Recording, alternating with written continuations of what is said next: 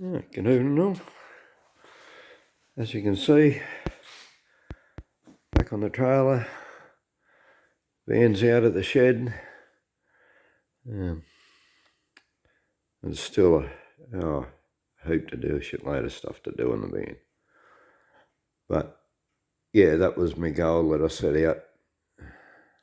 Well, I set that goal when I pushed it in here. It was in the garage for 2 years, easy. And the last time I pushed it in here, it's probably 6 months ago now.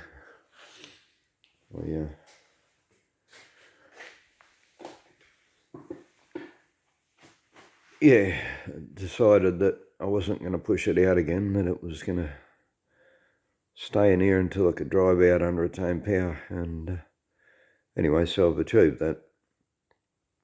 I did have a bit of an issue driving it out. I had two issues actually. One is that, as soon as I sort of started moving,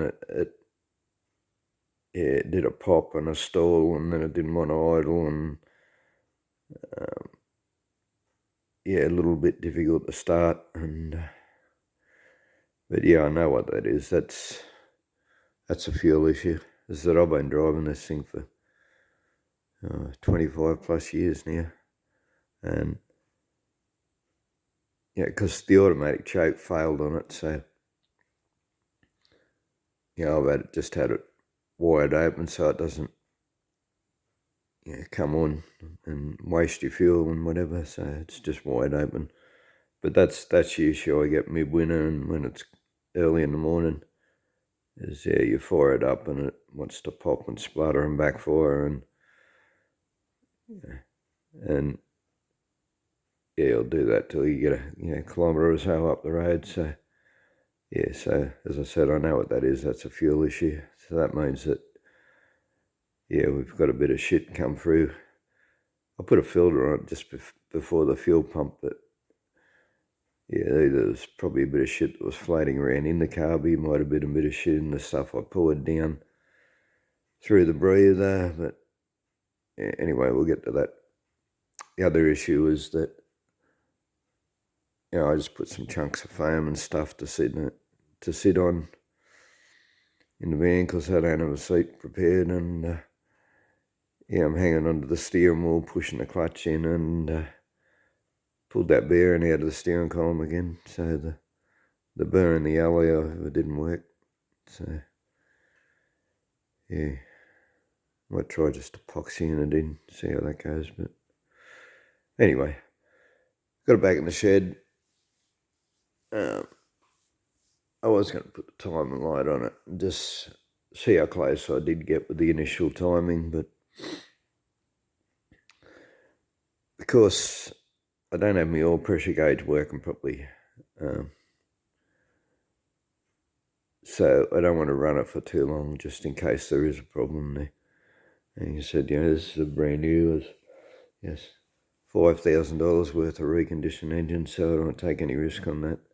The gauge does appear to be working just a little bit, so that makes me think it's just the sender or the gauge is a bit sticky from sitting for 4 years not working, or the wire terminals need cleaning up or something. I should just go and buy a new sender actually. I think that's what I'll do, because that's been on there for as long as I've had it, that oil pressure sender, and I'll buy a new temperature sender while I'm at it because that's been on just as long. But until I know for certain that it's got oil pressure, I'm not going to run it for too long. I'm not going to start up.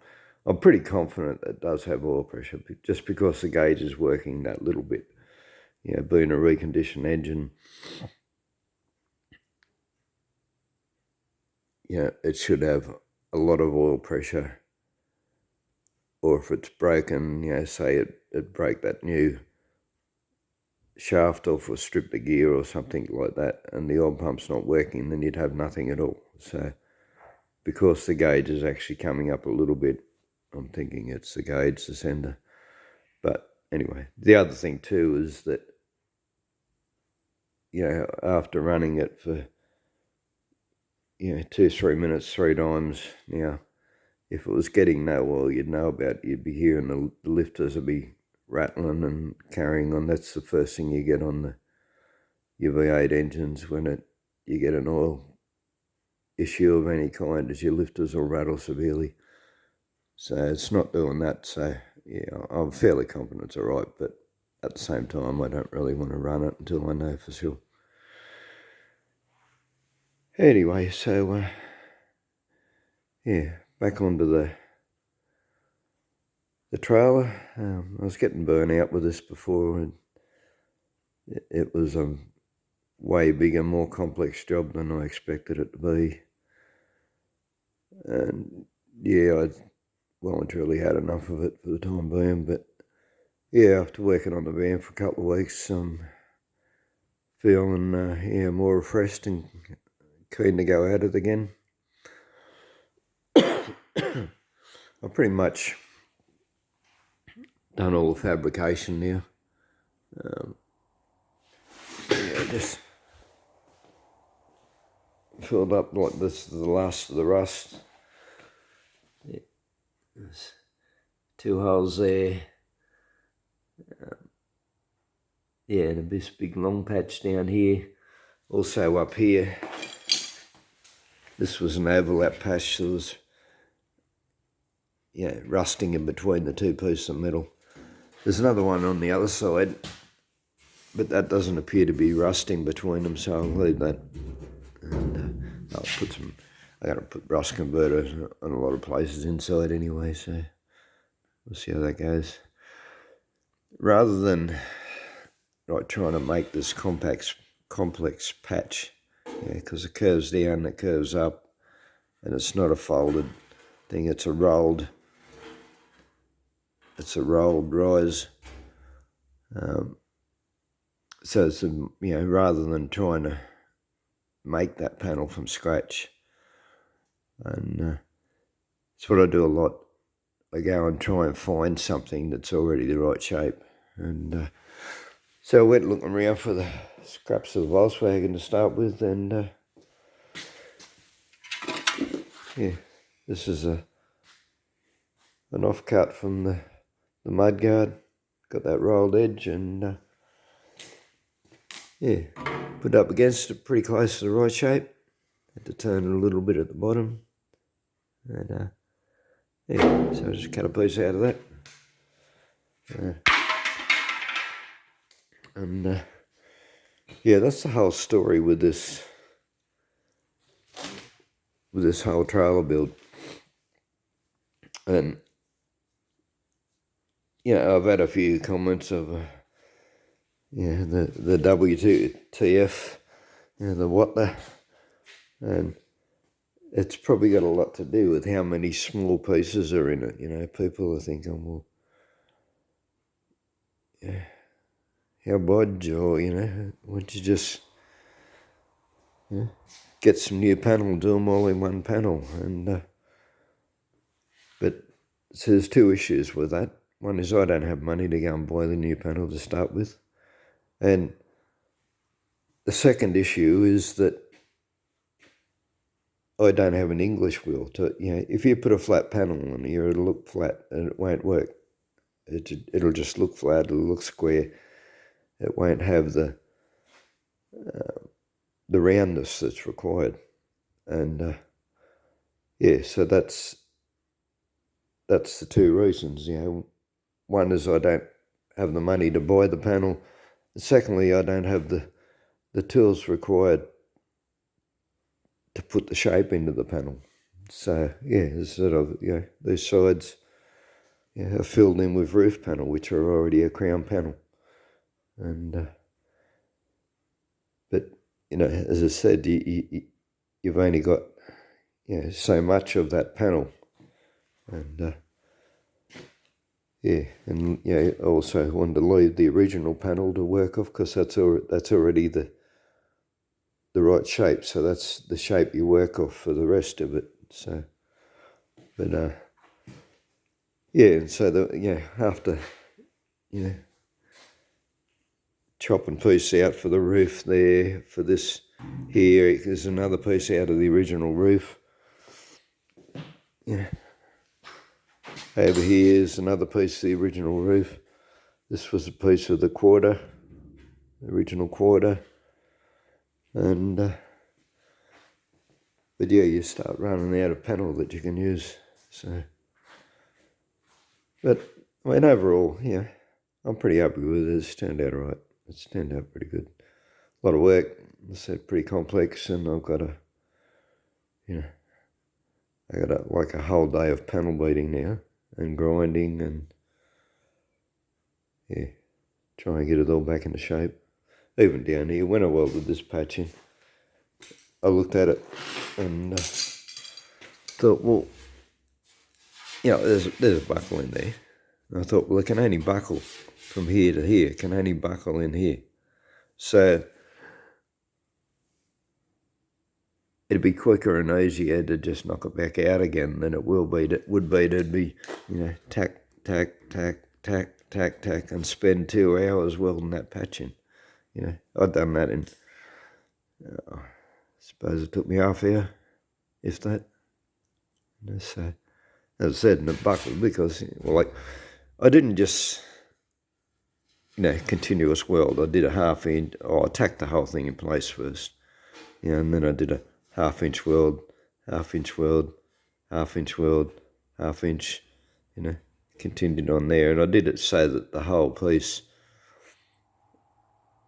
is an even sort of heat. And that sort of,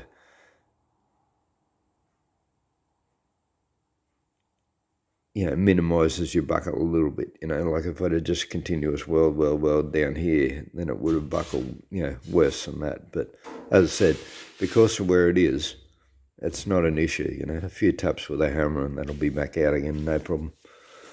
So, yeah.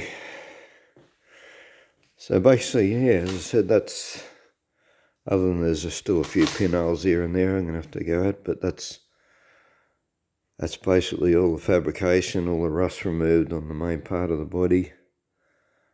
So the only thing, as I said, other than a few pinholes to fix up, is the inner part of this, I don't know what you call it, just call it an engine cover, I suppose. It's near our tailgate, but yeah, I've still got to finish off this framework, fill it in, probably cut it back a bit further, make sure it's got clearance. So that's basically the only bit of fabrication left, and that's, yeah, the finish of the welding on this job. Then we go into the panel beat and the pattying and then the painting. And but yeah, that'll sort of, yeah, may not get finished for a while. Although I'm keen to use it, so yeah, I probably will sort of keep on doing it a bit. But yeah, I've got other things. My Ford's I got a brand new, well, not brand new, reconditioned steering rack. Freaking expensive, $800. But yeah, that's the next thing that really has to happen. It's getting pretty chronic, the old steering rack. But yeah, I'll finish all the welding on this tomorrow. It's 10 o'clock at night now, so time to finish making noise. But yeah, so I'll finish that, the tailgate, weld up all the spots, and then yeah, then I'll have to get it back out again, get the Ford in here, do a bit of a sweep up. We're getting really overdue for a major clean up here, but I got to do that soon anyway, so, because that's the next thing that, well, not the next thing, as I said, I'll get the steering rack done, and then I'll go a bit further with this. I don't know how far I'll go. I'm going to run out of bog. I've spent a lot getting the van going over the past few weeks, and yeah, the wife's getting a bit, yeah, not happy with it, to put it mildly. So yeah, might wanna, I think I'm gonna have to either try and come up with some funds or something in some other way, or yeah, just leave her for a few weeks until she gets over what I've spent already. But yeah, before, we're already February.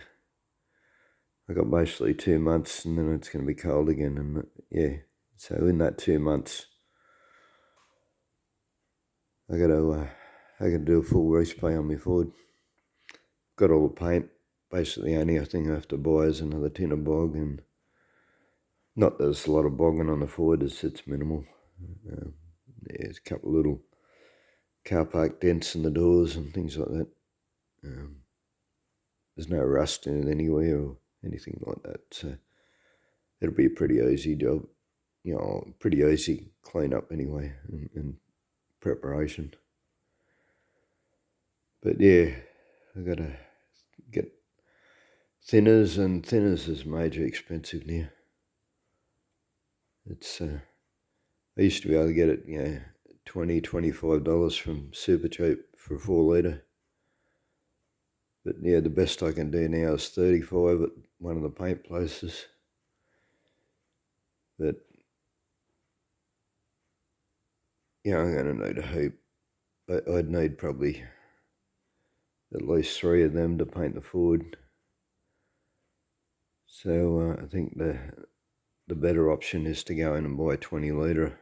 I can get a 20 litre for $100 at the local spray place or paint place. So yeah. Anyway, so that's what I'll be up to in the next couple of months, and as usual, I'll make videos of things just because I like making videos of things. Little hobby, sideline hobby. And I mean, hopefully it helps people too. I mean, even when I'm, making the mistakes and stuffing things up, you watch somebody stuff it up, well, then it lessens the chance that you're going to stuff it up. You learn from other people's mistakes as well as you learn from your own mistakes. Yeah. Anyway, I'll do a little bit of a document on the steering rack of the Ford, just because I've already had it out. I've had it out twice. I changed it over when I did the V8 swap, and I've had it out again, replacing one of the bearings in it. So there's a few things I'll point out that just make the job a little bit easier. But yeah. Anyway, so that's where we're at. In between, I'll do a little bit to the van, probably. See how we go. Anyway, yeah, it was a bit of a long-winded ramble, but if you're still with us, thanks for watching, and hopefully we'll catch it on the next one. Bye.